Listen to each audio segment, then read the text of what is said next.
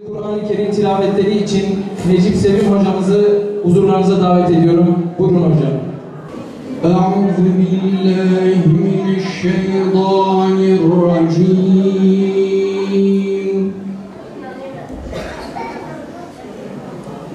Bismillahirrahmanirrahim.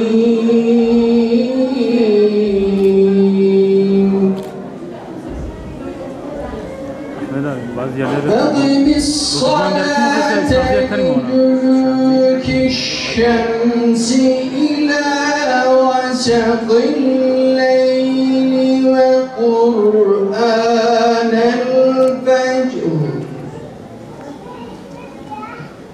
إن قرآن الفجر كان مشهودا. Misafirler şimdi de açılış konuşmalarını yapmak üzere Peygamber sevdalarından Necmi Durmazer hocamızı huzurlarınıza davet ediyorum. Buyurun hocam. Elhamdülillah. Vessalatu vesselamu ala Resulillah. Kıymetli hocalarım, değerli basın mensupları ve saygıdeğer misafirler. Peygamber Sevdaları Vakfı tarafından düzenlenen Yolumuzu Aydınlatan Yıldızlar programımıza hepiniz hoş geldiniz.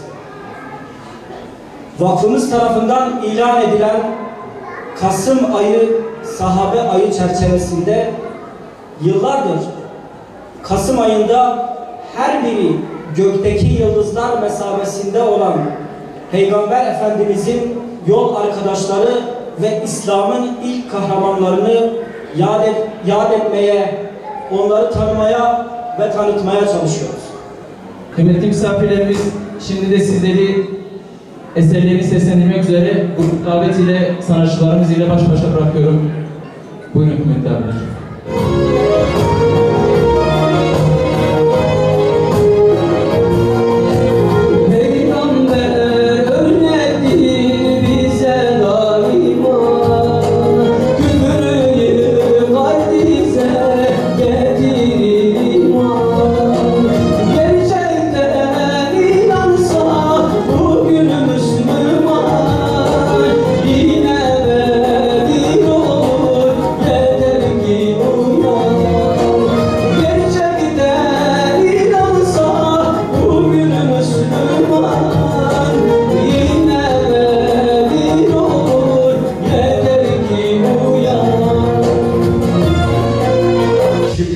Acımıza gelelim.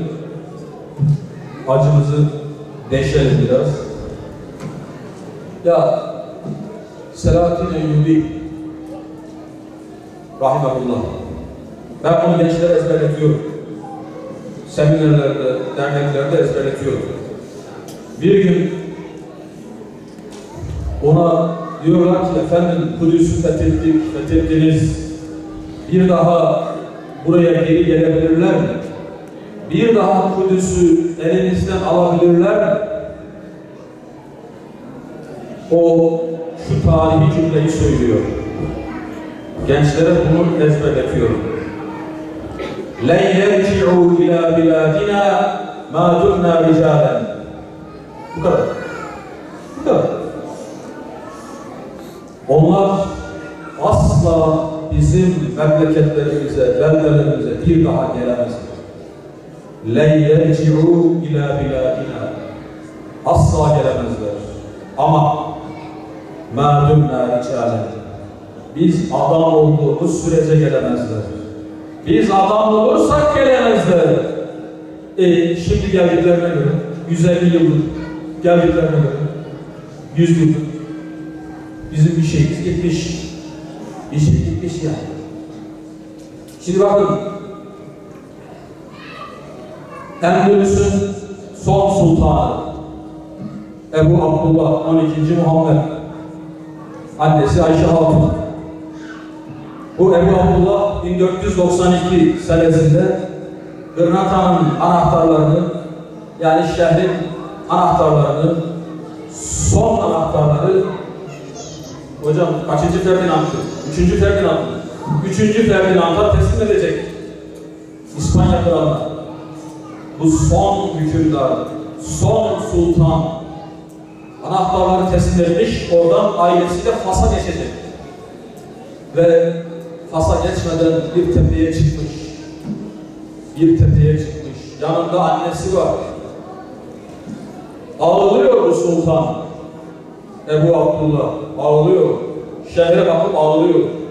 800 yıl çok uzun bir hikaye. Ve bitmiş. Hikaye bitmiş. Şehre bakıp ağlıyor. Elhamra Sarayı'na bakıp ağlıyor. Gırnatı'ya bakıp ağlıyor.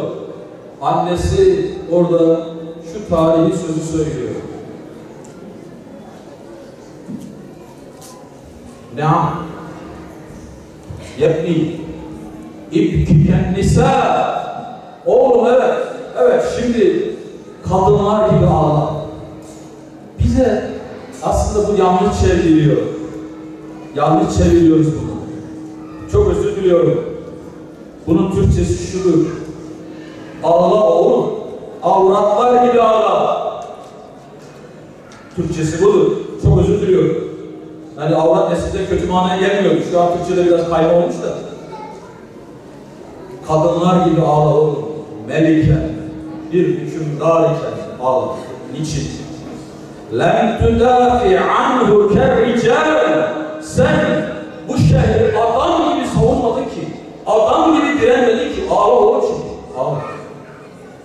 Ya şu anda Filistin'de ne oluyor biliyor musun? Şu anda adamlık geri geliyor.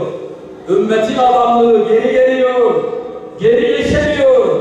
Yaptığı değerli konuşmalarından dolayı Peygamber Sevdaları Vakfı hatiplerinden Özkan Eman hocamıza teşekkür ediyoruz.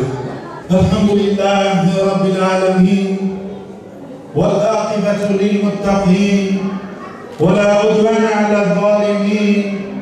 Vessalâtu vesselamu alâ Rasûlina Muhammedin ve alâ âlihi ve sahbihi ecma'in. Ya Rabbi, Hazreti Muhammed Aleyhisselatü Vesselam neyi senden istemişse biz de onu senden istiyoruz. Mahrum etme bizleri ya Rabbi. Amin. Velhamdülillahi Rabbil alemin. El-Fatiha.